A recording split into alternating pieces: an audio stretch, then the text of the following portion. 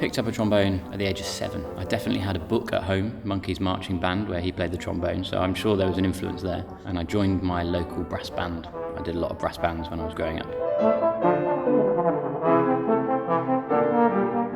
I think the moment I decided that I wanted to be a trombonist was the very first rehearsal with the National Youth Orchestra, where the size and scale of the ensemble just completely blew me away. And from then on, I would look forward to those residential courses. They'd be the highlight of my year, those 2 weeks away with very like-minded people and people that I'm still great friends with. They were the most important thing to me during those teenage years. I enjoy a very varied career musically. I'm principal trombone with the Royal Philharmonic Orchestra. I teach at the Royal Academy of Music in London. I'm also principal with the Aurora Orchestra, and I play trombone in the brass septet Septura. So doing a lot of different work in this portfolio type career has some huge challenges. It's very difficult to go from playing a symphony, a big symphonic work, and then 2 days later to be playing chamber music or solo music, because you need a lot of flexibility in the solo stuff. You need to really fly around the instrument. You need to find a lot of different colours. In the orchestral world, you do need to find different colours, but they're all based in a much richer sort of soundscape where you're blowing a lot more, and you can get very stuck on an embouchure, at which then you need to sort of break free from in order to play the solo stuff. So treading this line between the two worlds creates a huge amount of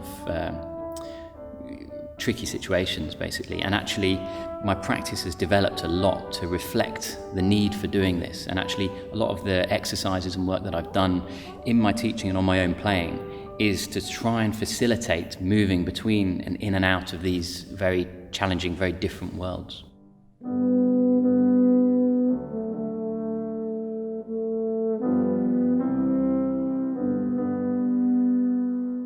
The trombone as a solo instrument hasn't been around all that long. We do have some repertoire out there, but it's crucial that we get more repertoire, that we commission actively and we get new composers to write for the instrument. The last disc that I released, Amazing Sliding Circus, did just that, and I commissioned new works for the instrument. And this was a really interesting side to the project because the interaction between myself and the composers meant that we could write very specifically and really find colours that maybe some composers aren't aware of.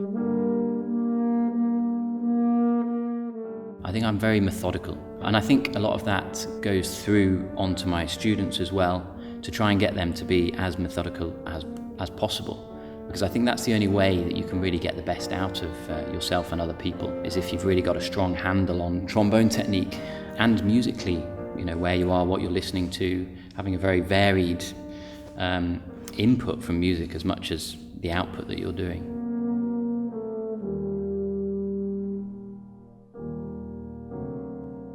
I think for me it's getting to the point where it is about the next generation of players, and if I can do stuff to inspire them, to help them on their journey to take trombone playing to new places, then I'll feel that I'm doing all right.